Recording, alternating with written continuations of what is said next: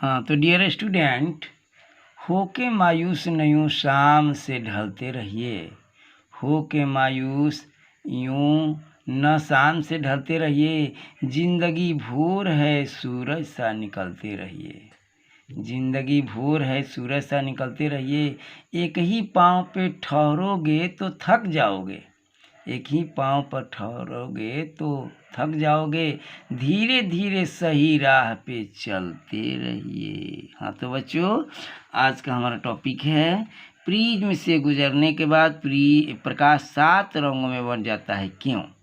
तो आप देख रहे हैं यहाँ प्रिज्म से ये आने वाली किरण है, आपतित किरण कहलाती है, और इसमें प्रवेश करने के बाद 7 रंगों में बट गई है। और ये कौन कौन रंगों में बढ़ती है सो आप देख लीजिए। बैजानी हपीनाला के नाम से जानते हैं। कैसे? बै से हुआ बैगनी, नीचे से लिखना प्रारंभ करते हैं। बै से बैगनी, जा से जामुनी, नी से नीला, ह से हरा, पी से पीला, ना से नारंगी और ला से लाल। और इंग्लिश में भी है विवग्योर का मतलब कि भी से वायलेट, आई से इंडिगो, बी से ब्लू, जी से ग्रीन, या वाई से येलो, ओ से ऑरेंज और आर से रेड हुआ। तो प्रकाश का वर्ण विक्षेपण या ये परिक्षेपण कहलाता है। प्रिज्म से गुजरने के बाद प्रकाश 7 रंग में जो बंट रहा है, इसी क्रिया को कहते हैं प्रकाश का वर्ण विक्षेपण। वर्ण का मतलब रंग, ये विक्षेपित हो रहा है, या परिक्षेपण। सूर्य का श्वेत प्रकाश जब किसी प्रिज्म से गुजरता है तो 7 रंगों में बन जाती है, इसी क्रिया को कहते हैं प्रकाश का वर्ण विक्षेपण।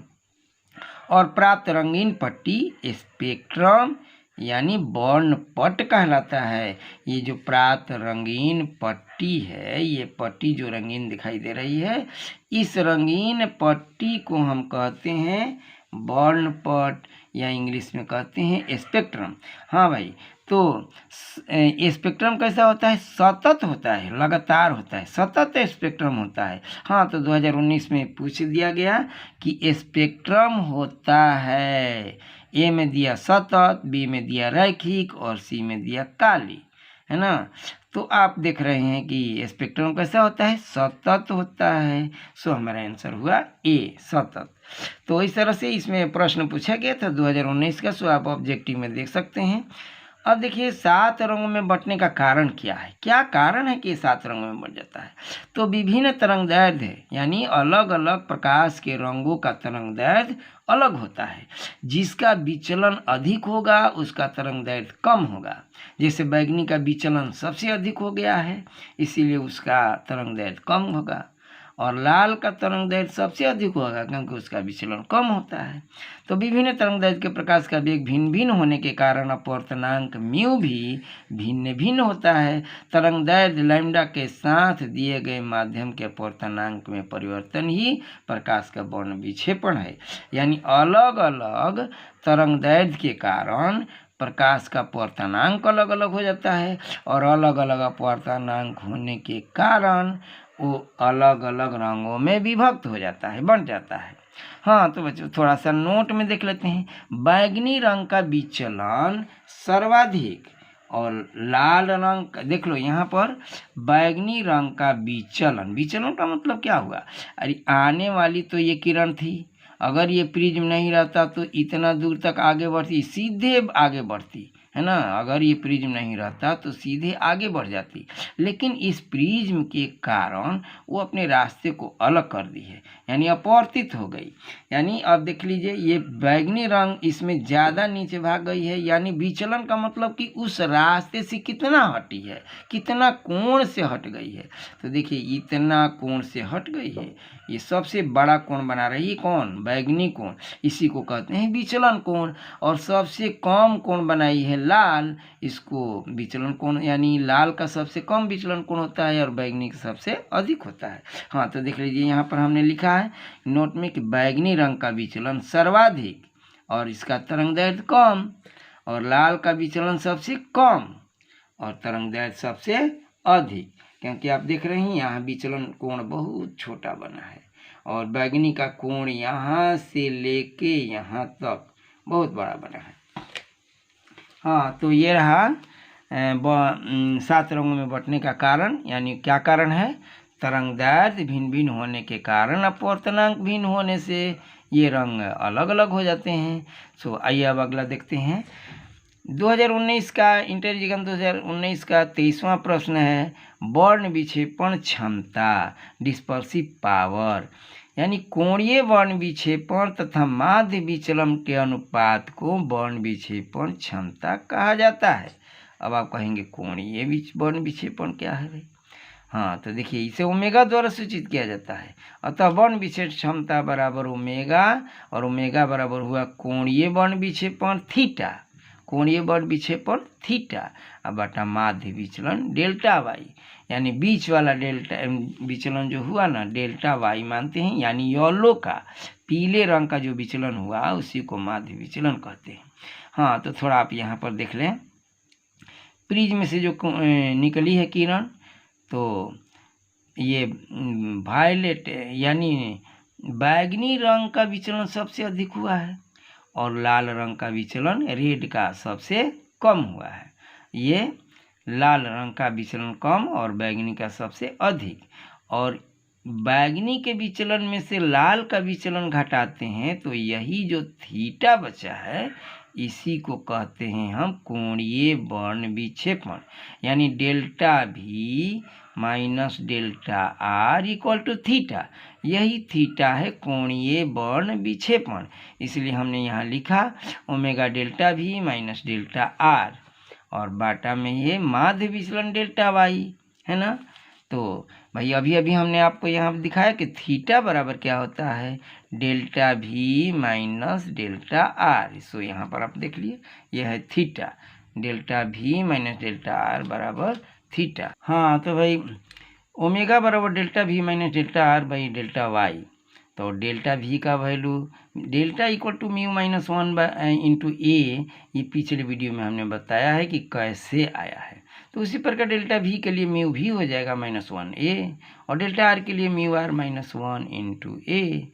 तो इसी तरह से डेल्टा भी का मान हमने यहाँ से mu V -1 into A minus delta are का मान यहाँ से म्यू आर -1 इंटू ए हमने लिखा, और डेल्टा वाई के लिए म्यू वाई -1 इंटू ए हो जाएगा। अब आप यहाँ पर देखें mu V -1 minus mu are, और ये माइनस माइनस हो जाएगा प्लस, और ये सब में से कॉमन ले लिया गया है, और फिर नीचे म्यू वाई -1 ए को काट दिया गया, 1 और प्लस माइनस कट जाएगा, तो बचेगा क्या ओमेगा बराबर mu V minus mu R by mu Y -1। तो ये अब हमारा ओमेगा का मान मिल गया। जो ओमेगा क्या है भाई, ओमेगा तो हमने क्या बताया था, तो ओमेगा हमने बताया था कोणीय वर्ण विक्षेपण क्षमता बताया था, है ना। तो ओमेगा क्या है, वर्ण विक्षेपण क्षमता, या वर्ण मतलब रंग होता है, विक्षेपित होने की क्षमता mu V minus mu R by mu Y -1, जो आपने यहाँ से देखा कि ओमेगा का मान हमने इतना निकाला। और 2021 में ये पूछा है ऑब्जेक्टिव में कौन संबंध सही है, जिसमें एक ऑप्शन यह भी था बाकी सब अलग अलग था। तो भाई आपको तो ये थोड़ा ध्यान में रखना है कि mu V minus mu are बटा म्यू वाई -1 होगा, यही सही है वर्ण विक्षेपण क्षमता का मान।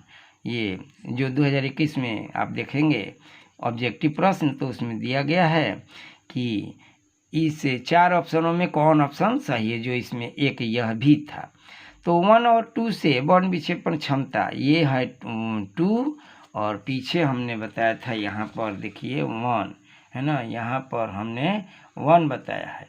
यहाँ भी ओमेगा बराबर mu V minus mu R by mu Y, delta V minus delta R बराबर डेल्टा वाई। तो ये ओमेगा का जो मान दिया गया है इससे भी आप वर्ण विक्षेपण क्षमता ज्ञात कर सकते हैं, और यहाँ भी इस फॉर्मूले से आप वर्ण विक्षेपण क्षमता ज्ञात कर सकते हैं। तो नोट में बता रहे हैं कि म्यू और एन भी, म्यू को एन भी लिखा जा सकता है, कहीं कहीं आपको म्यू जो अपवर्तनांक दिया गया है उसके जगह पर यहाँ म्यू लिखा गया है, इसको जगह पर आप एन भी लिख सकते हैं, यानी एन भी माइनस एन आर बटा एन वाई -1 ऐसे भी लिख सकते हैं। दोनों ये अपवर्तनांक का सूचक है, म्यू हो चाहे एन हो। हाँ तो भाई आप लोग तो भूले हुए नहीं होंगे क्या? अरे भाई वही लाइक कर देना, थोड़ा सब्सक्राइब कर देना कि मुझे मोटिवेशन मिलता रहे। भूलिए नहीं भाई, थोड़ा आप इसे मोटिवेट कीजिए मुझे भी। अब आइए कोणीय वर्ण विक्षेपण, एंगुलर डिस्पर्सन। दो रंगों की निर्गत किरणों के बीच का कोण कोणीय वर्ण विक्षेपण कहलाता है। दो रंगों के निर्गत किरणों के बीच का कोण, यानी 7 रंग तो उसमें निकला था, है ना। 7 रंग में किन्हीं दो किरण जो बाहर निकली प्रिज्म से, तो उन दो किरणों के बीच के कोण को कहेंगे कोणीय वर्ण विक्षेपण। लाल और बैंगनी के विचलन कोण अगर डेल्टा आर और डेल्टा भी हो तो कोणीय वर्ण विक्षेपण थीटा बराबर हो जाएगा delta V minus delta are. सो पीछे भी हमने बताया है, delta V minus delta are क्या है? कोणीय वर्ण विक्षेपण। और थीटा बराबर आप जानते ही हैं कि mu V -1 into A, mu R -1 into A delta V का वैल्यू है और ये डेल्टा आर का वैल्यू है। और फिर बराबर ये ए को कॉमन लिया तो म्यू -1 म्यू आर +1 ये हो जाएगा, माइनस माइनस है और ए लिख दिया और ये माइनस प्लस कैंसिल हो गया। तो अब थीटा बराबर हम क्या मिला? Mu V minus mu are into ए। तो ये है कोणीय वर्ण विक्षेपण, mu V minus mu are into ए, यह है कोणीय वर्ण विक्षेपण। और ये 2021 में भाई पूछा गया है क्या कोणीय वर्ण विक्षेपण क्या है। इसका 4 गो ऑप्शन में यह भी एक ऑप्शन था। सो आप 2021 वाले ऑब्जेक्टिव प्रश्न जाकर देख सकते हैं। ये पूछा गया है कि mu V minus mu are into ए। तो इसमें 4 गो ऐसा ऑप्शन था जो गलत भी था और इसमें एक सही भी है। तो आप इसे चुन सकते हैं कि यही सही है कोणीय वर्ण विक्षेपण क्षमता का मान। तो आइए म्यू भी क्या बैंगनी का अपवर्तनांक है और म्यू आर क्या है? लाल रंग का अपवर्तनांक है।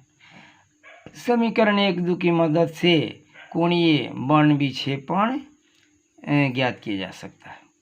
अब भाई थोड़ा अलग हटकर हम आप बात से करने वाले हैं भाई इंद्रधनुष के बारे में, उससे भी कुछ प्रश्न आ रहे हैं। हाँ तो इससे पहले कि आप, मुझे उम्मीद है कि आप लाइक सब्सक्राइब कर लिए होंगे। तो आइए चलते हैं फिर द्वितीयक इंद्रधनुष को समझाएं। 2 नंबर के भाई प्रश्न था। 2021 का 14वां प्रश्न है कि द्वितीयक इंद्रधनुष को समझाइए। तो इसका आंसर हुआ पानी की छोटी बूंदों द्वारा 2 बार आंतरिक परावर्तन और 2 बार अपवर्तन के कारण द्वितीयक इंद्रधनुष का निर्माण होता है। यानी द्वितीयक इंद्रधनुष का निर्माण होता है कब? 2 बार आंतरिक परावर्तन और 2 बार अपवर्तन। परावर्तन 2 बार, अपवर्तन 2 बार होने के कारण द्वितीयक इंद्रधनुष का निर्माण होता है। हाँ भाई 2019 का 12वां प्रश्न है प्राथमिक और द्वितीयक इंद्रधनुष में अंतर स्पष्ट करें। और ये 2 नंबर का आया है। तो 2 नंबर के आए तो कम से कम 2 अंतर तो आपको लिखना ही पड़ेगा, कम से कम 2 अंतर आप जरूर लिखें। तो प्राथमिक इंद्रधनुष और द्वितीयक इंद्रधनुष में हम यहाँ तक बताने वाले हैं। इसमें लाल प्रकाश सबसे ऊपर और बैगनी सबसे नीचे रहता है। और द्वितीयक में क्या होता है? बैगनी प्रकाश सबसे ऊपर और लाल प्रकाश सबसे नीचे रहता है। ठीक, प्राथमिक का ये उल्टा हो जाता है द्वितीयक। अब देखिए यहाँ पर क्षैतिज के साथ ये 40.6 डिग्री और 42.2 डिग्री के बीच कोण बनाता है। और यह जो कोण बनाता है 50.7 डिग्री से 53.6 डिग्री के बीच कोण बनाता है। कहाँ? क्षैतिज के साथ। तो आगे ये अंतर हुआ। अब एक तीसरा है, यह अधिक चमकदार होता है और यह कम चमकदार होता है। द्वितीयक इंद्रधनुष कम चमकदार होता है और ये अधिक चमकदार होता है। हाँ तो छात्रों, आप लोगों ने मेरी वीडियो को देखा और अगर समझ में आया हो, ठीक हो, तो लाइक करना ना भूलें। हाँ तो थैंक यू बच्चों।